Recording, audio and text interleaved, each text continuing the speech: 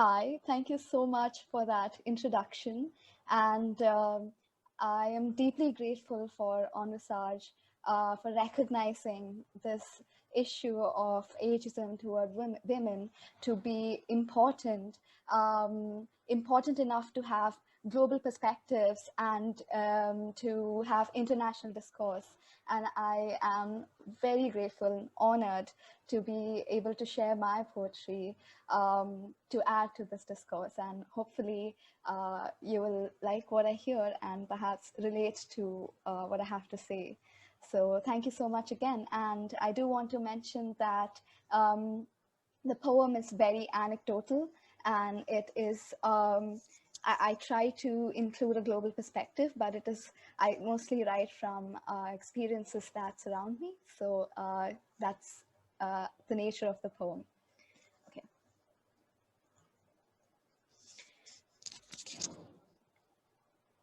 They do not talk about goddesses with wrinkles and cellulite because they do not see goddesses as women, everyday women, on whom time leaves her imprint, as it is the natural order of things. But so is menstruation. So I guess the natural order of things come with a conditions apply tag.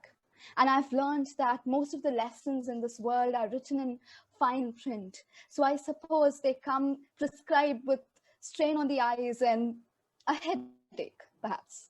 I do not remember the print, but I remember the voices that read me the stories of goddesses Durga and Kali, slaying evil, wielding power in her hands. They also drew pictures of goddesses as women with hair and hands and eyes just like theirs.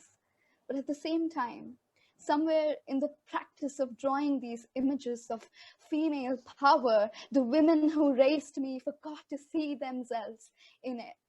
And sitting there in the space between their prayers and their cries was a silence. That I was to learn was the muteness that comes with the world closing in on women, shushing our voices with words like sacrifice and surrender. I have grown up learning and relearning these words. I look at these words and I take these words like vitamins to be swallowed without questioning, learning from almost everyone that surrender and sacrifice are what makes my mother and her mother and her mother heroes. I chewed on these words carefully, like good girls do, like good girls are taught to 30 times. A number that the cosmetics industry loves more than it loves the women whose insecurities it capitalizes on. Number one, anti-aging cream, the bright glowing words on billboards and TV screens hanging over women's heads like a cloth line of defeat to hang self-worth out to dry with every wrinkle and stretch mark to be ironed out. And discipline, how long will women be made to discipline themselves when it is the world that sexualizes schoolgirls for their knees propping out of their schoolgirl skirts, slut-shaming 20-year-olds to squeeze or hang loose in clothes of the size of your moral policing. And just when women are old enough to be themselves, they are marketed with the concept of agelessness, as if to demand that she feels wrong in her own skin, as if to say there is no time for a woman to be herself.